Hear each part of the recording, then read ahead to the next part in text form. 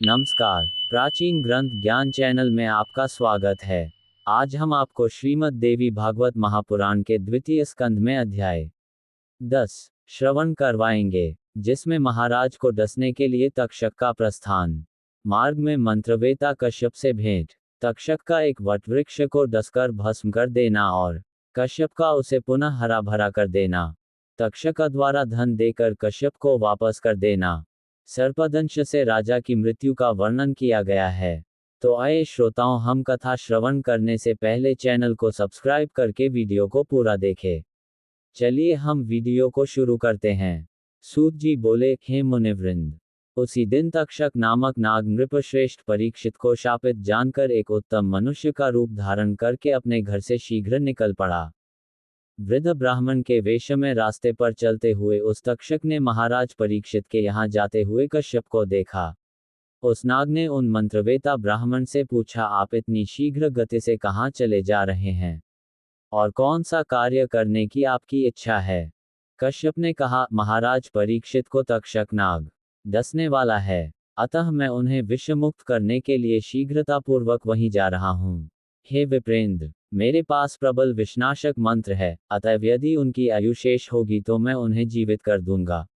तक्षक ने कहा, हे ब्राह्मण, मैं ही वह तक्षक नाग हूँ और मैं ही महाराज परीक्षित को काटूंगा।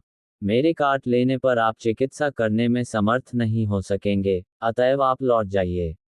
कश्यप ने कहा, हे सर्प, ब्राह्मण के द्वारा शापित किए गए राजा को आपके काटने के उपरांत मैं उन्हें अपने मंत्रबल से निस्संदेह जीवित कर दूंगा।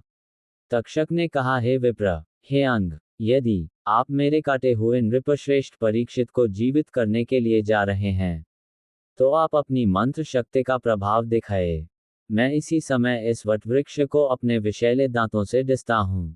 कश्यप ने कहा, हे सर्पश्रेष्ठ, आप इसे काट लें अथवा इसे जलाकर भस्म कर दें तो भी मैं इसे पुनः जीवित कर दूंगा। सूत जी बोले, नागराज, तक्षक ने उस वृक्ष को डॉस लिया और उसे जलाकर भस्म कर दिया। तब उसने कश्यप से कहा, हे द्विजश्रेष्ठ, अब आप इसे पुनः जीवित कीजिए। तक्षक नाग की विषाग्नि से भस्म हुए वृक्ष के संपूर्ण भस्म को एकत्र करके कश्यप ने यह बात कही, हे महाविषधर नागराज, अब आप मेरे मंत्र का प्रभाव देखिए। मैं आपके देखते देखते इस वटवृक्ष को जीवन प्रदान करता हूँ। ऐसा कहकर हाथ में जल लेकर मंत्रविद कश्यप ने उस जल को अभिमंत्रित किया और उसे भस्मराशि पर छिड़क दिया। जल के पड़ते ही वह वटवृक्ष पुनः पहले की भांति सुंदर हो गया। उस वृक्ष को इस प्रकार जीवित देखकर तक्षक को बड़ा आश्चर्य हुआ। उस नागराज ने कश्यप से कहा, हे विप्र, आप इतना परिश्रम किस लिए करेंगे? आपकी वह कामना मैं ही पूर्ण कर दूंगा। कहिए, आप क्या चाहते हैं? कश्यप ने कहा, हे पन्नग, मैं धन का अभिलाषी हूँ। नृपश्रेष्ठ परीक्षित को शापित जानकर अपनी मंत्र विद्या से उनका उपकार करने के लिए मैं अपने घर से निकला हुआ हूँ। तक्षक ने कहा, हे विप्रवर, राजा से जितना धन आप चाहते हैं उतना धन मुझसे अभी ले लें और अपने घर लौट जाएं, जिससे मैं अपने कृत्य में सफल हो सकूं।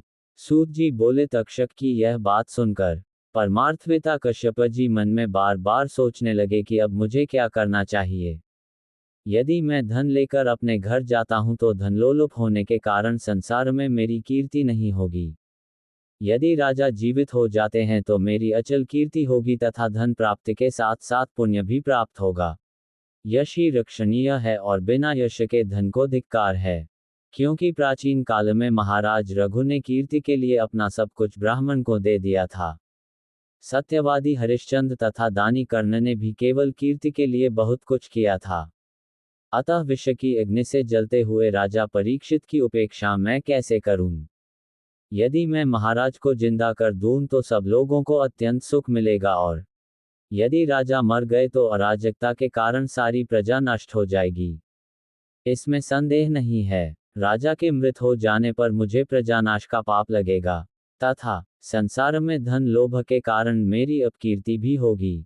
मन में ऐसा विचार करके परम बुद्धिमान कश्यप ने ध्यान करके जाना कि महाराज परीक्षित की आयु अब समाप्त हो चुकी है।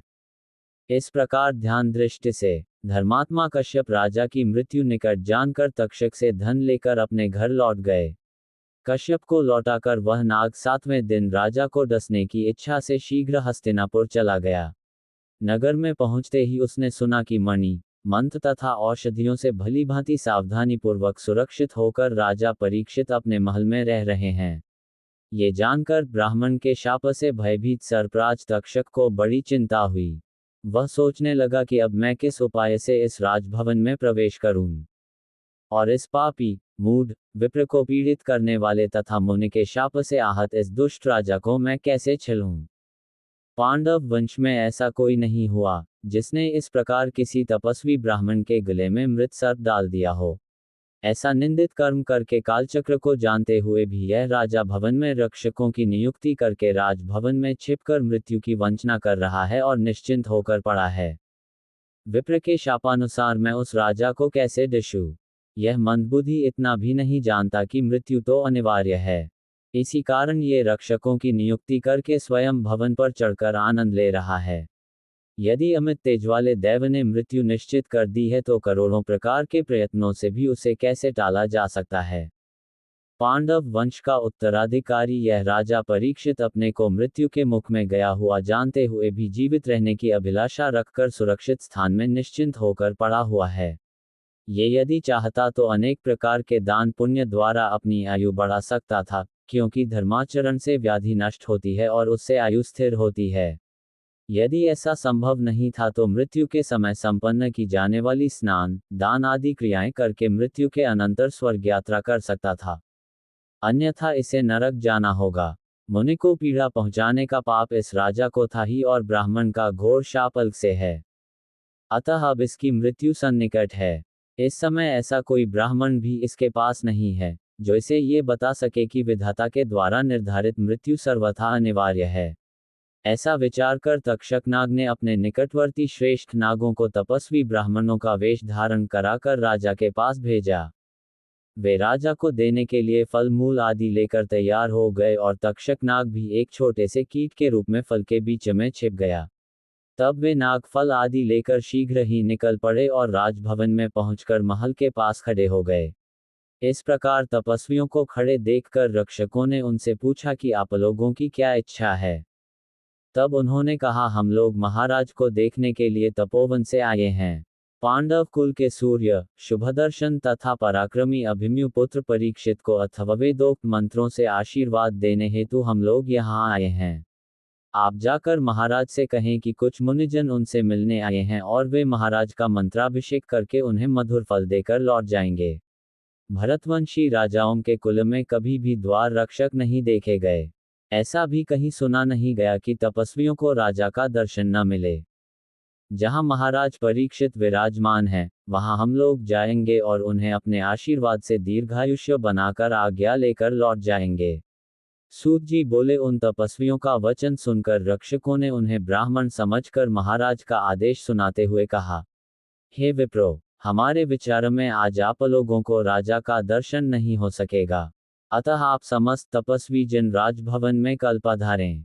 हे मुनिश्रेष्ठ हो, विप्र शाप से भयभीत होकर राजा ने अपने महल में ब्राह्मणों का प्रवेश वर्जित कर रखा है, इसमें संशय नहीं है। तब ब्राह्मणों ने उनसे कहा, हम लोगों की ओर से ये फल मूल तथा जल आप रक्षक गण राजा को दे दें और हम लोगों का आशीर्वाद पहुंचा दें। उन्होंने राजा के पास जाकर तपस्वियों के आगमन की बात बता दी। इस पर राजा ने आज्ञा दी कि वे लोग फल मूल आदि जो कुछ दे रहे हैं उन्हें यहाँ लाओ और उन तपस्वियों के आने का कारण पूछ लो और उन्हें पुनः कल प्रातः आने को कह दो।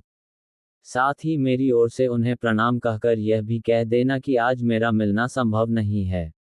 उन द्वारपालों ने तपस्वियों के पास जाकर उनके दिए हुए फल मूल आदि लाकर आदरपूर्वक राजा को अर्पित कर दिए। उन विप्र वेश में आए नागों के चले जाने पर महाराज ने फलों को लेकर मंत्रियों से कहा, है सचिवों, आप लोग भी इन फलों का सम्यक सेवन कीजिए। मैं तो तपस्वियों द्वारा अर्पित यही एक बड़ा फल खाऊंगा। ऐसा कहकर उत्तरासुत राजा परीक्षित ने सब फल अपने सुहृद सचिवों में बांट दिए और एक सुंदर पका फल हाथ में लेकर उसे स्वयं विदीर्ण किया। जिस फल को राजा ने चीरा उसमें ताम्र वर्ण वाला तथा काले नेत्र वाला एक छोटा सा कीट राजा को दिखाई दिया। उसे देखकर राजा ने अपने आश्चर्यचकित मंत्रियों से कहा, सूर्य अस्त हो रहे हैं, अतः अब मुझे विष का भय नहीं है। मैं ब्राह्मण के उस शाप को अंगीकार करता हूं कि यह कीट मुझे काट ले। ऐसा कहकर महाराज परीक्षित ने उसे अपने गले पर रख लिया। सूर्य के अस्त होते ही गले पर स्थित वह कीट साक्षात काल स्वरूप भयानक तक्षक के रूप में परिणत हो गया। उस नाग ने तत्काल राजा को लपेट लिया तथा उन्हें डॉस लिया। ये देखते ही सभी मंत्री आश्चर्य में पड़ गए और अत्यधिक दुखित होकर विलाप करने लगे। भयंकर रूप वाले उस सर्प को देखकर सभी सचिवगण भयभीत होकर वहां से भागने लगे और सभी रक्षकगण चिल्लाने लगे। इस प्रकार वहां महान हाहाकार मच गया।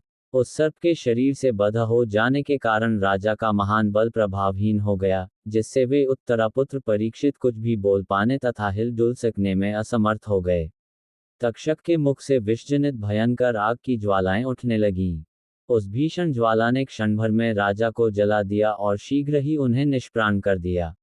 इस प्रकार क्षणमात्र में ही राजा का प्राण हरकर वह तक्षक नाग आकाश में चला गया।